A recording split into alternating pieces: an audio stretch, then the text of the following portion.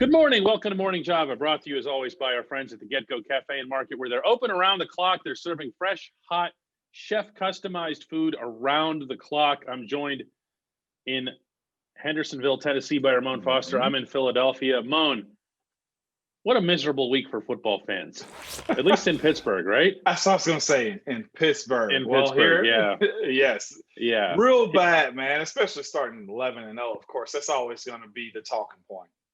Yeah, and on top of that, there's news throughout the week, and of course, there's all kinds of back and forth and this and that, and narratives and everything else that goes flying after a loss like that. But one real thing that happened on Thursday was the dismissal of three coaches: Randy Fichtner, Sean Surratt, the guys you worked with directly, obviously, as well as Tom Bradley, the defensive backs coach, and John Daniels, the tight ends coach, has retired. So wow. I mean, it's like the offense is just starting over.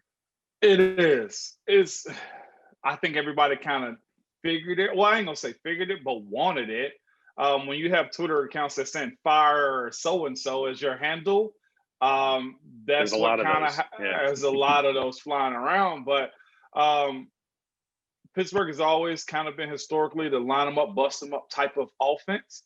And I think that what we're seeing right now is the league is kind of trending away from, okay, how can we scheme up however we need to get wins? Whether it's getting your quarterback to do certain things along with the running game or the wide receivers, being able to simply just the concept scheme of playing football now, we're seeing it from everybody, from Buffalo to even Tampa. I mean, New Orleans has been doing it for a long time. We saw San Francisco play that type of ball. That's the way it's going. Big time runs and play action ball is the way it's going. And these young, hot offensive coordinators are leading the charge. Every guy that's up for a job right now, except for Salah out of San Francisco, is offensive. Yeah, isn't that funny how that works too? When you look at the Steelers offense, and again, we're not just talking about last year. We're also talking about when you were a part of it. We're looking at a team that, I'm trying to be nice here, didn't show a lot of what you just described. There was some of that in the first half of this season, some of that Matt Canada stuff that we talked about with the cross motions, jet sweeps. But then even that faded as the season went along. And it seemed to me like it was the defensive head coach basically saying, hey, you guys, try harder instead of having answers. You know what I mean? Yeah. There's a lot that's it's funny you bring up Matt Canada name because he's a guy that's circulating around as far as the Miami job goes. He is, yeah. He, like you said, early in the season, there was the whole talks about having him on staff, and his creativity, his offensive-minded philosophy is going to be good for the Steelers. You asked the question about what direction do they go. It's got to be trending towards what everybody else is doing, honestly. Yeah. And I don't know if that means being moving to accept whatever offensive coordinator comes in, or if they simply promote Matt Canada. But my thing is this: it seems like Matt Canada, from what they're suggesting, is a guy that's very creative, under center play action, coupling that with the run game. Like, there's a lot that's, I don't know how it's going to shake out, DK, because I don't know if there's been an overhaul like this. Even when we switched from switched from BA to Todd Haley, there wasn't this much of a change.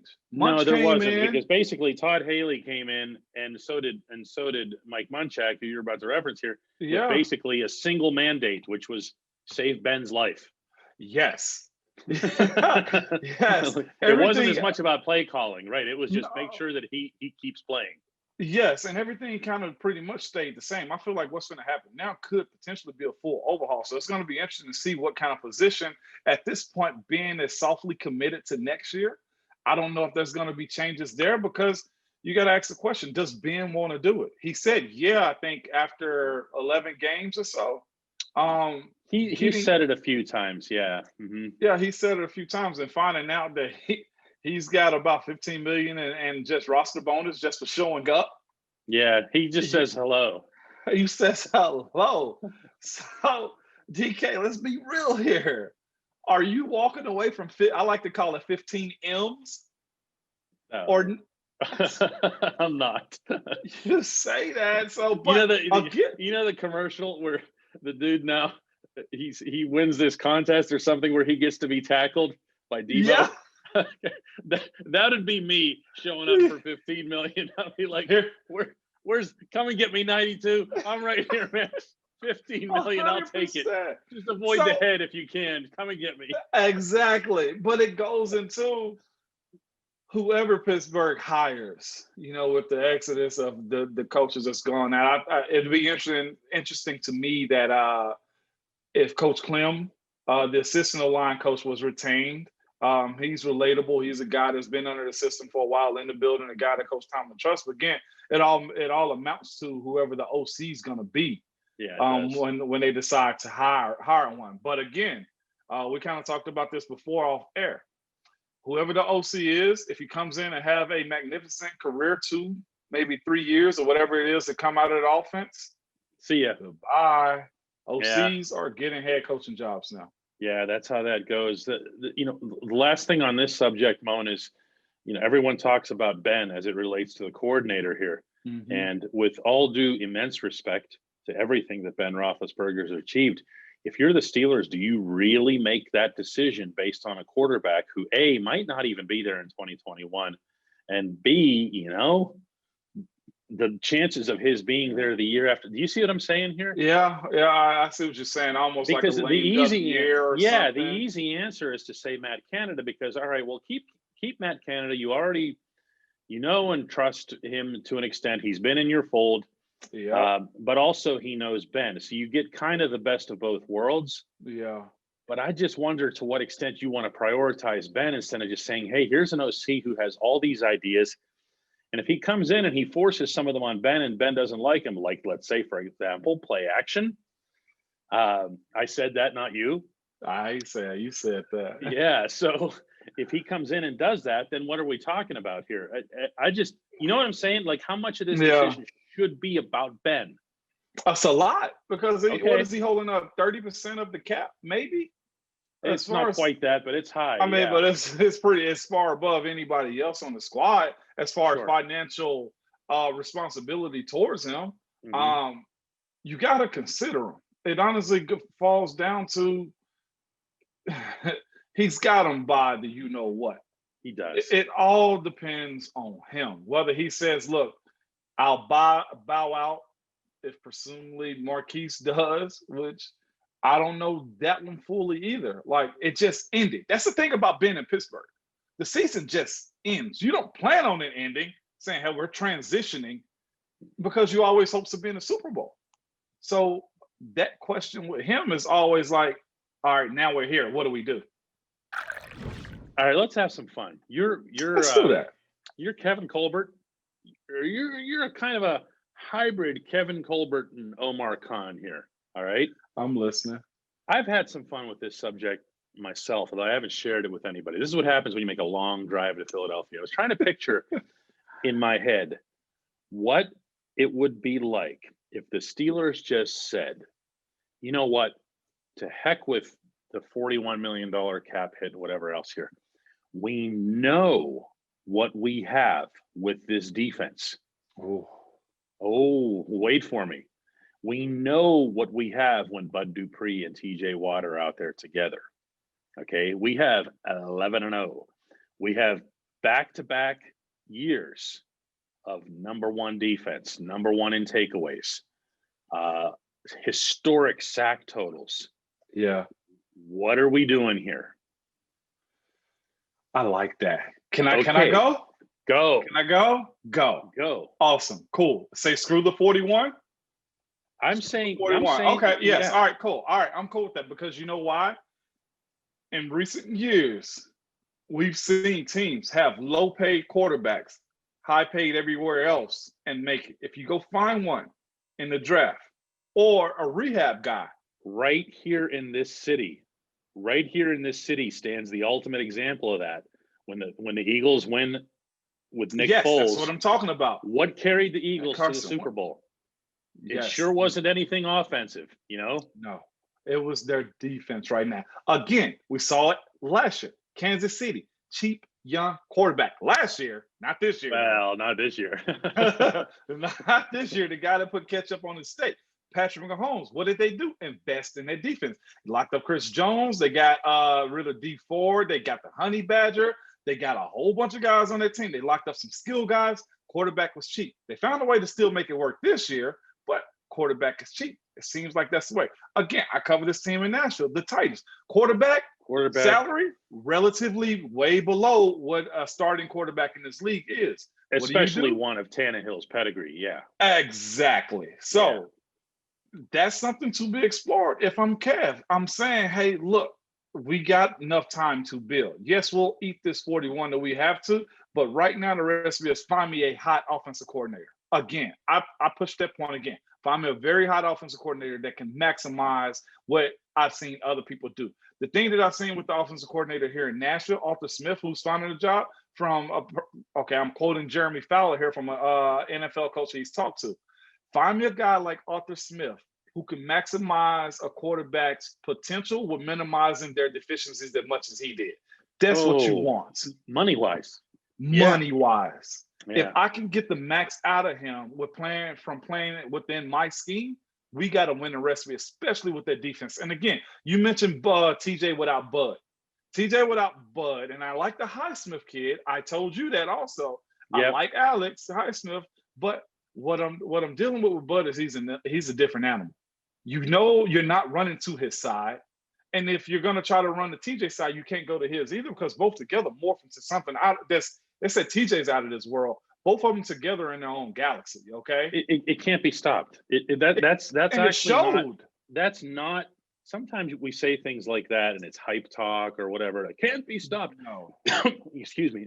They actually can't. I mean, we've seen them face the best offensive lines, schemes that were designed to shut chipping. It doesn't matter. Chipping. We saw a lot of chipping on TJ just now. It doesn't matter. Well, no. I just think when you have something that nobody else has, that defense, you sacrifice. And again, I've seen this. We've seen this happen. When I first came into the Steelers, the money was on the defensive side. They won Super Bowls right there. Also, it kind of worked its way through, shifted to the offensive side. Defense got young. Your talent exploded. Now that the talent has exploded, you go back to what's buttered your bread the entire time. That's the defense. If you're going to eat 41, keep Bud. You're going to lose either Mike or Cam, Mike Hilton or Cam Sutton. That's going to happen. You are, yeah. But if you also choose to keep Cam's probably going to be in a position to get a deal that was kind of like Steve Nelson's as a starting corner. I think it's going to happen. So if you got the opportunity, I don't know what's the specifics of Joe Hayden's deal. He's got another year. He's got another year. If you find ways, Omar, and like you said, Omar, Kev, hybrid, has got to be very creative this offseason. Yeah, I guess where it gets messy is that, Ben, we keep referring to his 41 cap, but it's also a 20 hit if he's not around. There. Yeah, it's like 19 so change. So right? what you're actually saving is 21, and then depending on how things go with Marquise, another 14. If he decides to come back or not. But that pays Bud. That's kind of my point here. It does. Even if you're giving Bud a short-term deal, like a 3-4, I don't know, man. What is it, 18? All you got to do with Bud is guarantee. Yeah, you got to guarantee. 3 for 50 or like 40 guaranteed or something. Yeah, you got to find a way to load up on the guaranteed component of it, the bonuses. But not that I'm expecting any of this to happen. It just, to me, this was just an idea that I thought, you have this. Yeah. You have this in front of you. And you know that there are 31 other teams that do not have it. Yeah. And they don't. I'll say this too. If they can, they're going to find a way to knock Bud. I still do think Bud's market is going to be good. According to sporttrack.com, his market is about $16.8 to $17 million a year. Yeah. So, like I said, a 3 for 50, 40 guaranteed is probably what he's going to be able to command. Find a way to spread that out. Again, you find a way to do TJ's deal. They always find money. They just do.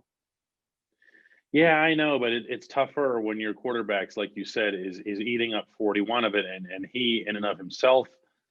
I'm trying to keep saying these things with a respectful tone, but he might not be the answer, because if you're looking for a coordinator that's doing like the stuff we talked about in the opening segment, that's doing these different things and whatever, and then he just walks into the room and says, I mean, I'm not doing that. I've done it this way for 17 years. Yeah.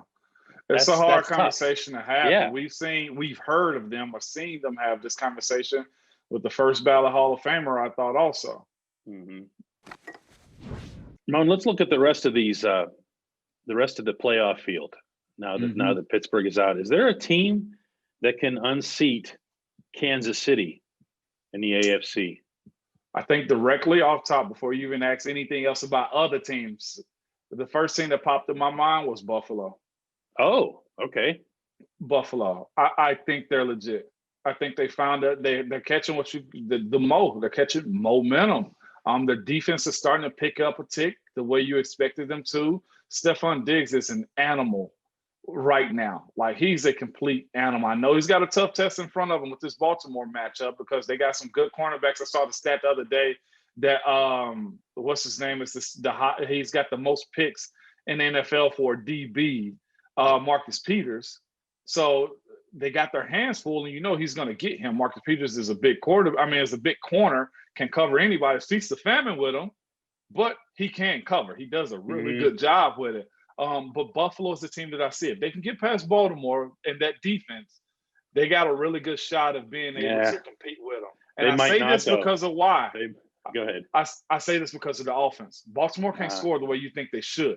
The thing about Buffalo is Buffalo's got a mobile quarterback that can get outside the pocket. They got one of the best, if not the best, wide receiver in the league right now, aside of Devontae Adams, and of course DeAndre Hopkins.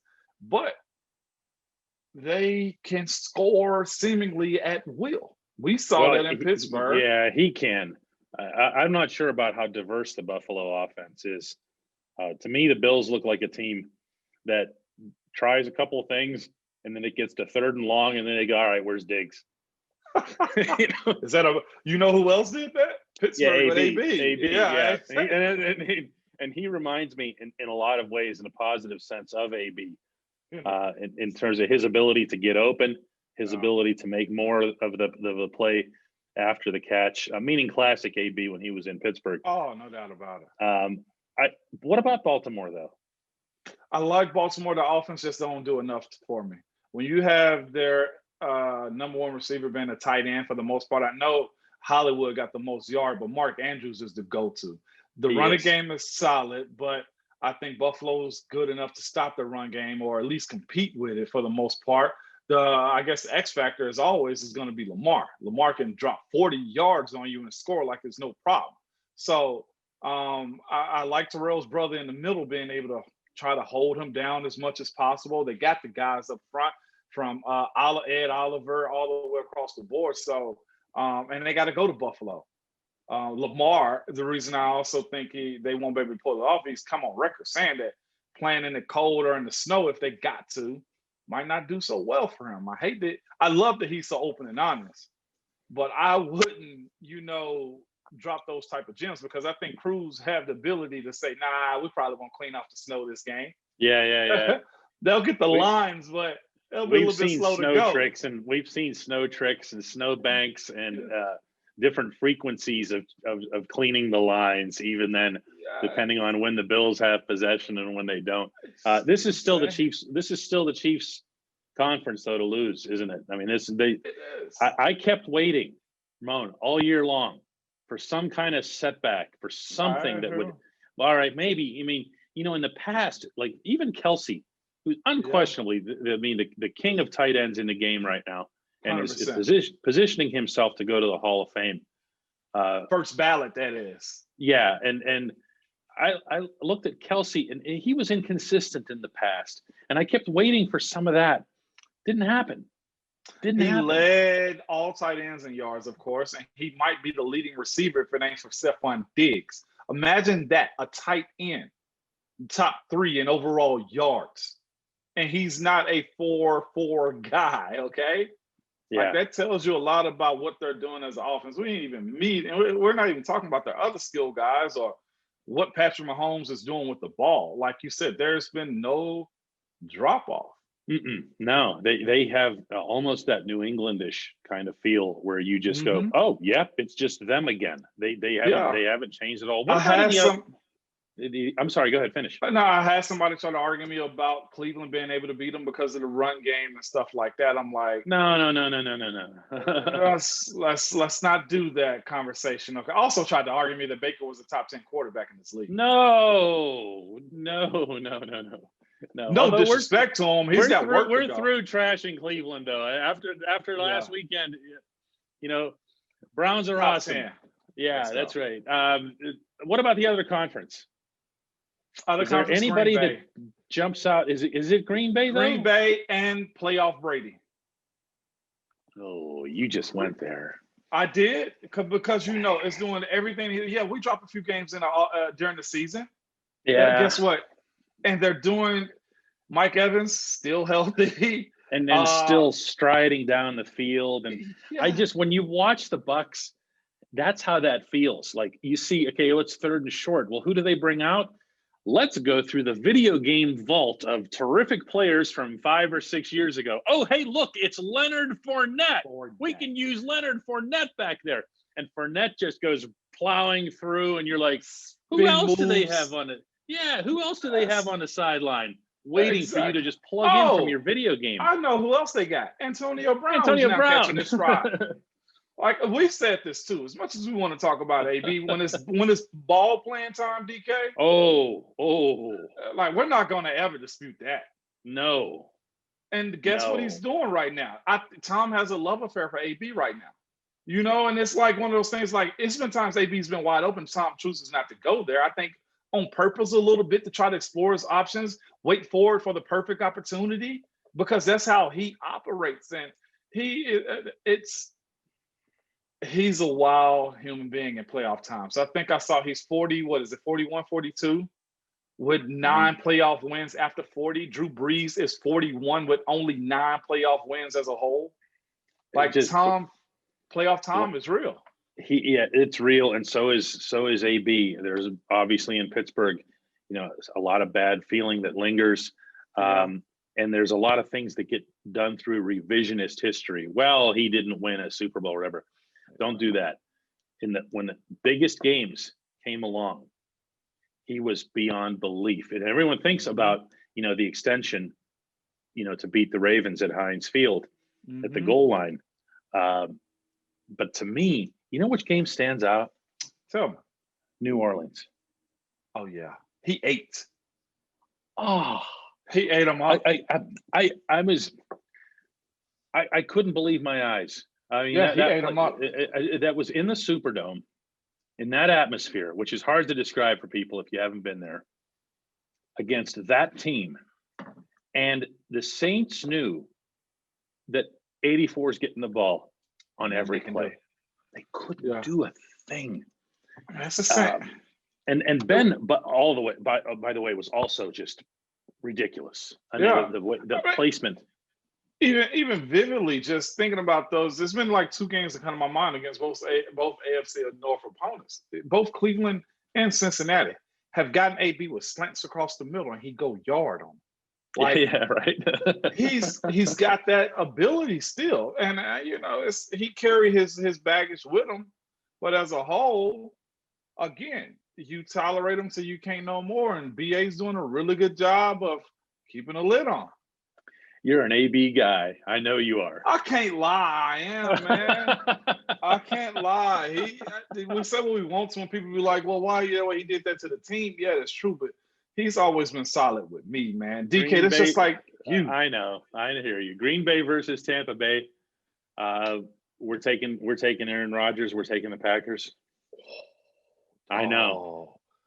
Let's come back to that. Well, let's come back to that the easiest way possible, which is that I don't see anybody in the NFC beating the Chiefs. No, I that's easy. The team is it ain't no team. No, but Aaron Rodgers is fire hot right now, though. He's ridiculous. He's fire hot. They could run it for maybe 2 years. If Green Bay and Kansas City is the matchup, I would love to see, straight up. It'd be a cool story if the Bills got in, but they're young enough. Right. He'll be back.